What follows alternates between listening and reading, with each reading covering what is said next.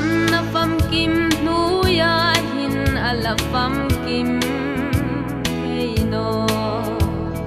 Kovel hi kalal palal na raman no lein Sarau lung ril taksa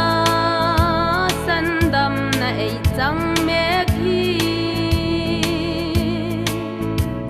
Sot no te avan taksa fam kim changin tho ka ti Tu ni rau pui hung tlung ding chu o ka nga ka nge Van taksa puta limma katul chai hun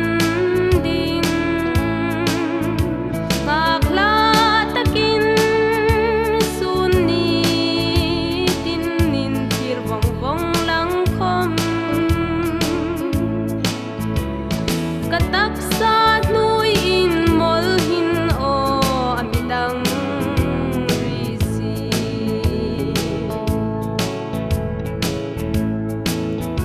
Thâu nok na thuruk hilal pan kaya apung siya Kovel varna le thim na hai na sui phag no Then le rul tha han re thim lo bin dau hai sin khom Musit ne shil sit na hai kar khom shil pe ka ti Chu ni rau pui hung tlung ding chu o ka nga kla nge Van taksa puta limma katul chai hun ding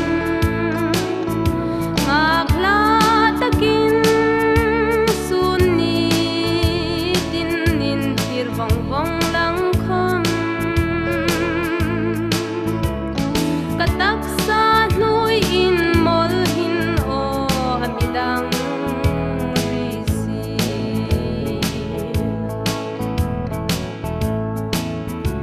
Rap char mi thing hlim lor ding chu tu hinei ma sun me Sarau thing hlim min mau din dar kulamin bunta Isakin a thai di phula atuk angin Kalal isun van phula khin milau tuk ve ngati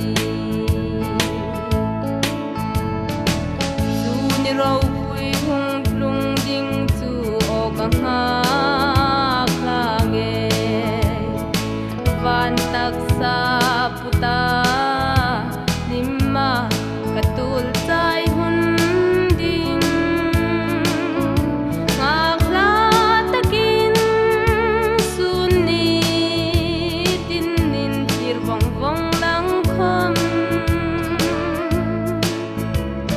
Kataksa nui in mol hin o amidang risi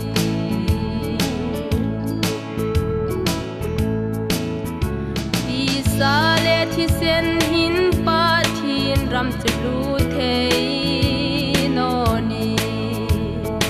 Mon thei lo hin mon thei taksa chlu bok no ni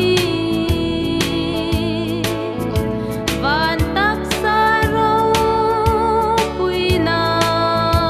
chang min thau nok ngei ka ta Mit khap kar lo wa fam kim min karam chu pan ka ti Chu ni rau pui hung tlung ding chu o ka nga kla nge Van taksa